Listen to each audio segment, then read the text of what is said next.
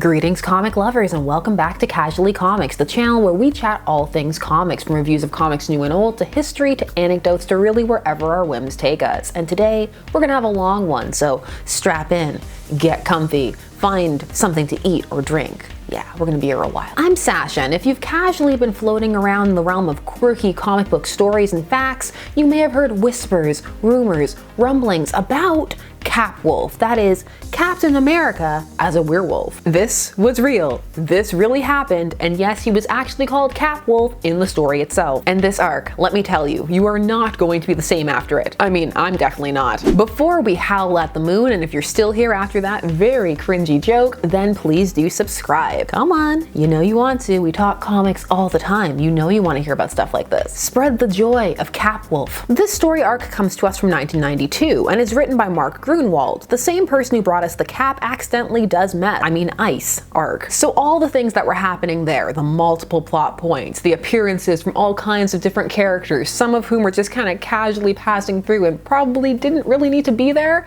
that's gonna happen in this story, but 10 times the amount. Not necessarily in the amount of characters, but just in how random they are. This arc is 6 issues, but it's actually 7, because they sneak the 7th one in as an epilogue, but you still need to read it to find out what happened to everybody at the end. So of course, we're gonna look at all 7, because in for a penny, in for a pound. I would not leave you hanging like that. Issue 402, aka issue 1, go! Man and Wolf, the search for John Jameson begins. Man, Cap sure looks mildly concerned on this cover. The werewolf looks cool, but Cap pulls focus, which makes sense because it's his cover. Still, it lets you know what you're in for, and that's werewolves. Our story opens with a werewolf attack and the title The Prowling, which is most likely a play on The Howling, which is a really good werewolf movie, even if not all of the effects hold up. Also, this werewolf attack was fatal, and we see Wolverine briefly investigating it. Say hi to him and then bye, because he won't be back for a whole issue. He's just literally here to establish that he exists. Meanwhile, in New York, Captain America decides that really he should probably go and look for some of his missing friends. 2 of them are missing, Diamondback and John Jameson. John Jameson is the pilot for the Avengers, and he decides, well, might as well flip a coin, I guess I'll go look for John. And then he leaves Black Widow in charge, although there is an actual reason why he picks John first. Also, he takes a leave of absence from the team when he does this, because why use all of the team's resources when you can just not and make it difficult for yourself? The reason we're looking for John first is because they have a lead on some werewolf attacks. Some of you may be wondering, so what? Why is this a lead?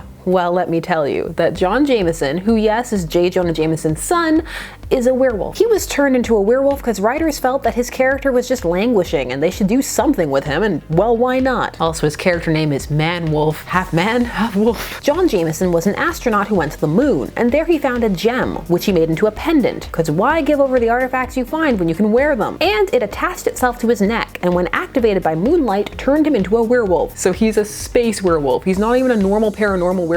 Space. Werewolves from space. His transformations are tied directly to this God Stone. That's the stone's name most of the time, although here we're gonna call it the Moon Gem. Captain America goes to check on the God Stone, which was currently in dust form after being destroyed. Kurt Connors had it, because why not leave it with the lizard? Any idea what happened to the dust? Yes, Kurt swept it up and carefully put it in a sealed container to examine. Then what? He put it away in an ordinary drawer, unlocked, that anybody could open. Shock and awe, it's not there. I'm surprised. Cap then goes to ask Jameson if he's seen his son, to which he's all, my son is missing. Also, my son worked for the Avengers, because this was a secret. Cap just brings all the news at once. Really, this is here to build emotional tension and make us worried about whether we're gonna find John or not. So enjoy it, because we are not gonna do this again for any of the other issues. So I hope you cared and just got that out of your system, because this is it. Cap decides he needs mystic occult help, but Doctor Strange is not available. He's off planet, off doing something, probably really cool. So instead, we get knockoff Doctor Strange, Dr. Druid, which is actually very funny because Dr. Druid was created first. Doctor Strange pretty much usurped him after he was created in all ways. But the thing is, Doctor Strange partially came about because Stan Lee vaguely remembered that he had created Dr. Druid, then called Dr. Droom, but forgot his name, but wanted to bring back a magician character. Ouch. Dr. Druid is not on the best terms with the rest of the Avengers because of a lengthy period of time he spent being controlled by the villainess Terminatrix. Yes. But he wants oh so desperately for them to like him and forgive him again. I mean, they're letting in everybody else. So he spends most of these issues telling them about how amazing his abilities are and how useful he is. He jumps at the chance to work with Cap and gets to ride the Sky Cycle, batteries not included. They're attacked by a werewolf, which leads to one of my favorite panels. Cap knocking the werewolf off of Dr. Druid with the shield while yelling, "Is that you, John? John, is that you? Punch once for yes, twice for no, bite my neck for maybe." The doctor's down for the count and injured, bleeding, in the 90s way, meaning they say he is, but we'll just have to take his word for it. However, the werewolf they are hunting is captured by a character called Moonhunter. Who is that? Well, he's just been created for this story, so don't worry about it. You don't need to know him. He's new. He's new to you. Issue 409, guest starring Wolverine. He's back. The doctor is fine. He magicked his wound closed. So Cap takes off after Moonhunter on his Sky Cycle, which gets destroyed with one shot. Oh no, say it ain't so. My favorite Captain America vehicle. Wolverine sees all of this happening overhead, and we see Moonhunter taking his captured werewolf to a mysterious doctor who's revealed 2 pages later. It's Nightshade. She's also known as the Queen of Werewolves. She's a scientist who loves turning people into werewolves. She's a Captain America villain, and yes, she's tried to turn him into a werewolf before. Everybody needs a hobby. Anyway, she's working for a mysterious hooded figure. Dun dun dun! And he's got the Moon Gem, aka the Godstone, aka Magical Gem Werewolf Transformation. And they've turned the whole town into werewolves, which Wolverine finds out when he shows up and promptly gets attacked by all of them because he beats Cap to this town in his own comic. Also, he gets overwhelmed because this is 90s Wolverine, so there are still some restrictions onto his abilities. This isn't the Wolverine of the modern era, say from Old Man Logan, where they want you to believe that he could defeat all of the X-Men single-handedly. That's a bit of a reach. Meanwhile, Dr. Druid has used his wound to track their attackers back to this same town. My wound's fine. The walk has invigorated me.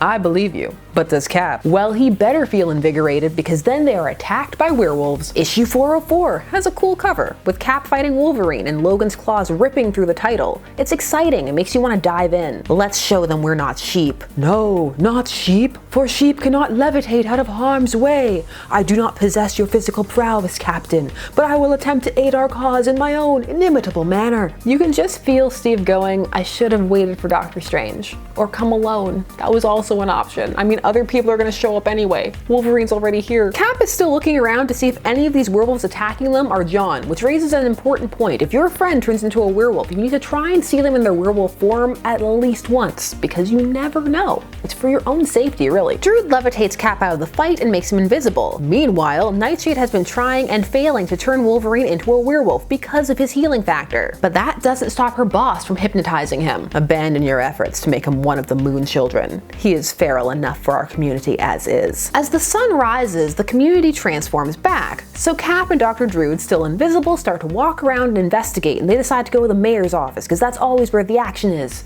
I guess. Then Steve gets attacked by Wolverine, and he's appropriately confused as to why he's there in the first place. Logan? You're under some sort of spell. You have to fight it. While Cap is fighting Wolverine, Dr. Druid just pieces out. Just leaves him there, mid-fight. This is why you're not on the team anymore. This more than the mind control. Because of this, Logan is able to get Cap down and the Nightshade tranks him. Captain America, you don't know what a treat this is.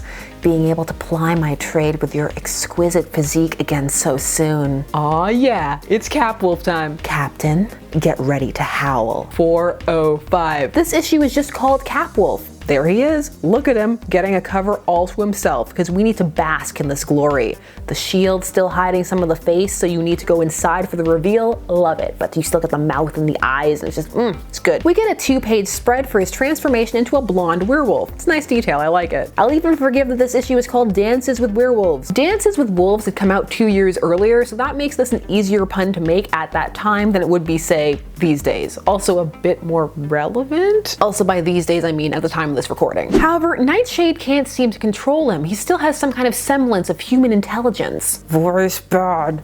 Voice not listen bad. Shiny thing, mine take. Cap escapes and doesn't turn back in the sun, not just because they used the new fancy serum on Cap, because he deserves it. He's worth it. But also because of the Super Soldier Serum. If you ever need Steve to react in a way that's unexpected, Deus Ex Serum to the rescue. Why can Cap eat a whole chocolate cake and I can't? serum. Still, the sunlight thing is instantly rendered void because the villain leader just forces the townspeople to transform in broad daylight, which he can do because sorcery. Meanwhile, didn't Cap come here with someone? Oh right, the show-off wizard who pieced out. Sorry, sorcerer. I hope Captain America doesn't think I deserted him.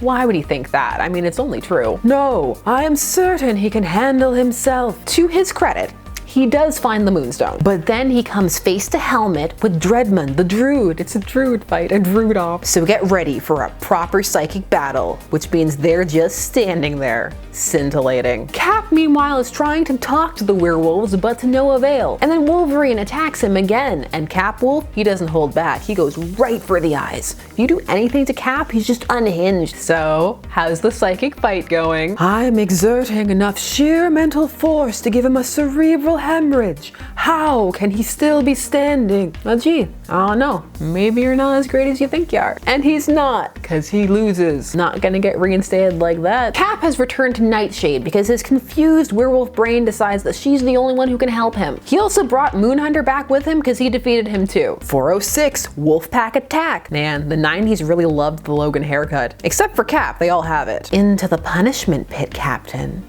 You've been a bad beastie, running about and scaring the poor townsfolk. Look at her shoulder pads. I'd be so afraid to wear those. You could just trip and that's it. Your life's over for fashion. Same with the BDSM spike collar. What if she forgets she's wearing it and goes to scratch her neck? Cap drops into the punishment pit and instantly gets into a fight with the alpha werewolf. A fight he wins very quickly. He throws the alpha wolf right up against the grating. So, what's going on with our good Dr. Druid? Well, he's being set up on an altar to be sacrificed to the Moonstone. And then Dreadman proves that he is truly dastardly. He cuts off his ponytail just because he thinks it looks bad. That's too far. You leave people's looks alone. They're already defeated and they're gonna critique their look. They put time and effort into that. That's horrible. You not only lost, but now you're crushing his self-esteem even further. Here, my beloved foe, I brought you some new clothes and a comb. In the pit, Wolfsbane is down there from X Factor, cause why not? Canon-wise, it's cause the Moon Gem was luring all the lycanthropic creatures to this location. But really, she's there to teach Cap how to speak with his werewolf larynx and to introduce the concept of X Factor and X Teams. Why do we need them introduced? Well, because a panel later, Cable. That's right, Cable's in this story now, the man out of time himself. It's 1992 and Cable is super popular, just like Wolverine. So they're here now. Enjoy. He's not even looking for Wolfsbane, he's looking for Feral, who we haven't seen yet, by the way. Capwolf, to his credit, is leading a revolution of the werewolves down in the pit. Working together, do what no one could alone. Aw, even as a werewolf, Cap is pro teamwork. It's sweet. Now free, the wolves don't get Wolverine, because he's still mind controlled, and instead they capture Nightshade and Moonhunter, which is his real name. He's Zachary Moonhunter. I mean, what else was he supposed to do with his life aside from hunt werewolves? I guess just be a Wiccan. That was an option. He could be charging some crystals under the moon. Also, they've been making werewolves from a normal supernatural I got bit / family curse werewolf, not the Moonstone. So they're pseudo werewolves because they're doing that, but they're also using Dreadman's abilities and just go with it. Nightshade refuses to make an antidote, mostly just to spite Cap, because she's petty like that. And Capwolf needs to hurry off because the ceremony is happening. The ceremony to do what? We're about to find out. He needed Dr. Druid for this, or Sorcerer? It's not quite clear. The blood of the ancients pulses through this man's veins, yet he is an unworthy vessel for their grandeur and glory. Okay, so he needs blood to purify this Moonstone. But could it just be anybody's blood? Like, could you just go and punch somebody on the street and be like, ha, I have defeated my enemies and they lay slain at my feet? Capwolf bursts in upon all of this, but not before Dreadman cuts Dr. Druid's throat. He then bathes the stone in blood, attaches it to his throat, and begins to transform. Concluded in 2 weeks. That's a lie. Fake ending issue go. Capwolf versus Cable. Who will become Lord of the Wolves? I love Cable, but please, someone, why is he here? He doesn't need to be here. So what Dreadman transforms into, I kind of love. He becomes the Star Wolf. And this design of the cosmic werewolf, I think it's really cool. The energies of this mystical stone, immersed in the blood of my prey and shaped by my own occult mastery, have transformed me. You wish to test my power for yourself. Very well, be that way. Capwolf, Star Wolf, fight! So, can anybody get the stone and do this? Just the person off the street? asking for a friend. I am the ultimate man-wolf. You are a mere product of abnormal chemicals. Don't throw the serum at Cap like that. He's sensitive. Don't make him go do an entire warehouse full of ice. He'll do it. So Starwolf wants to make the world whole because mankind has fallen into degradation. You know, the whole man is the worst and they're ruining everything. And the only way is to start again and purify all the things by making us werewolves, because that will make the world go back to nature. Yes. Cap's pack shows up to help him because he's the alpha, and they fight Starwolf's townspeople. And then Cable shows up because he was tracking Feral through a device that he has in all of the X-Force members' suits, because Cable has a really big problem with boundaries. Fun fact, did you know that Cable is named after Mr. Sinister, like his actual name? Another fun fact, if you're very new to comics and Cable in general, he is the son of Cyclops and the clone of Jean Grey, Madeline Pryor. He was born in the present and sent and raised in the future. Then he came back, and he's here to insert himself into this fight that he has nothing to do with. Who's afraid of the big bad wolf? Cap tries to get Cable to BUTT out, which gives Starwolf the opening to wrap them up in a carpet. What is happening? What is happening? Whose mutant power is it to control carpets? The White Wolf, who Cap defeated down the punishment pit, has meanwhile gotten Dr. Druid's body, and he's moved it over to the lab where they're keeping Nightshade. Then he injects Nightshade with her own werewolf serum and is like, you need to make an antidote, which he writes down on the clipboard, which is a great visual. And she agrees because despite being the queen of werewolves, she doesn't want to be one. Moonhunter, who was mind controlled this whole time, apparently frees Wolverine.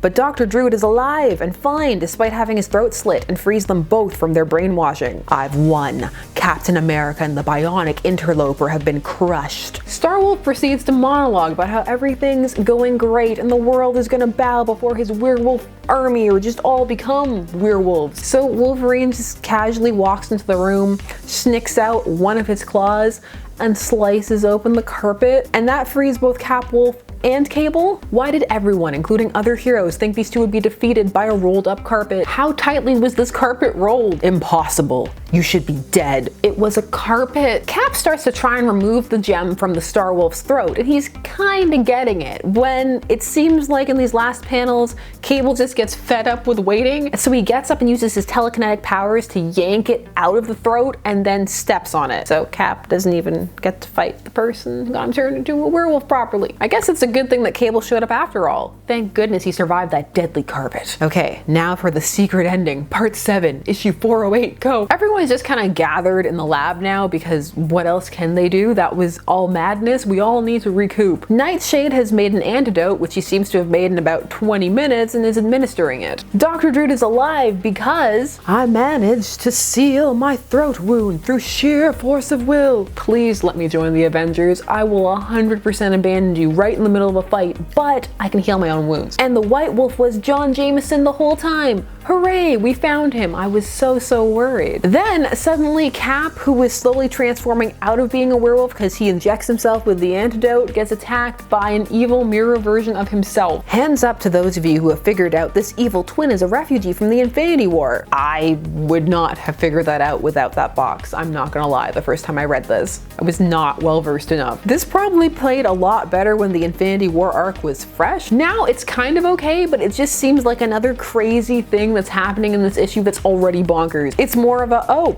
why not? Nightshade reluctantly cures the whole town except for one person who is the natural werewolf, who's decided that it's fine, he's accepted it, and then he just rides off into the sunset on a motorbike. Jameson resigns from working for the Avengers because it turns out he is really not okay. In fact, he went to work for Dreadmond voluntarily. Why?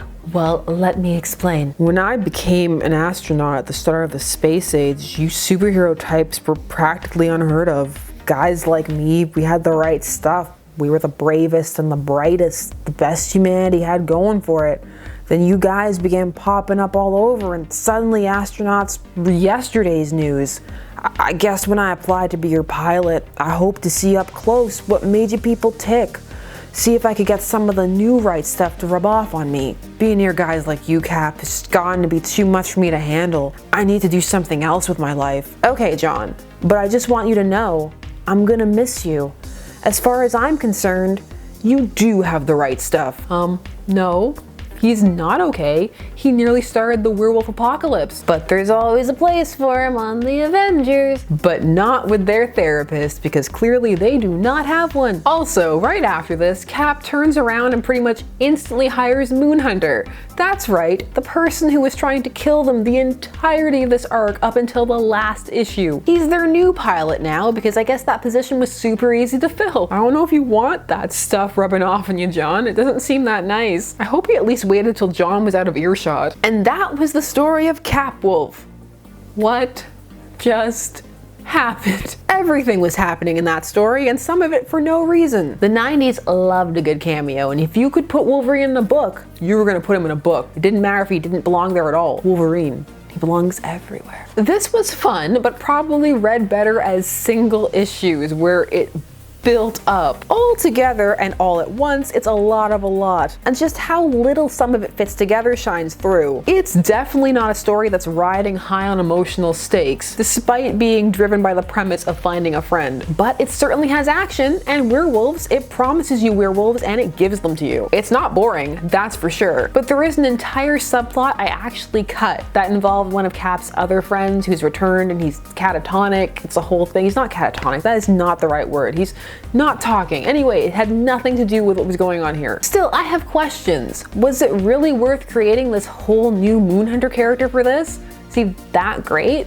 Where is he now? Zachary? How long do you have to be missing before Cable activates that homing beacon in your suit? Is anyone else going to acknowledge how not okay John is? He needs help. That was a lot of a lot. And Cap's just like, okay, cool, see you later, bye. This is one of those comics people tell you about when they say comics are silly. And this is out there, but honestly, I had fun. It's not the best, and the motivations are kind of wonky and a bit far-fetched. Werewolves will purify the world. I'm the Star Wolf. That's a thing that this gem can do that I know for reasons. But really, this was about the werewolves. And if you're reading this, especially now, you're probably here for Capwolf or because you've heard about it, and this comic gives it to you. However, major points lost for him not being the one to defeat the Star Wolf.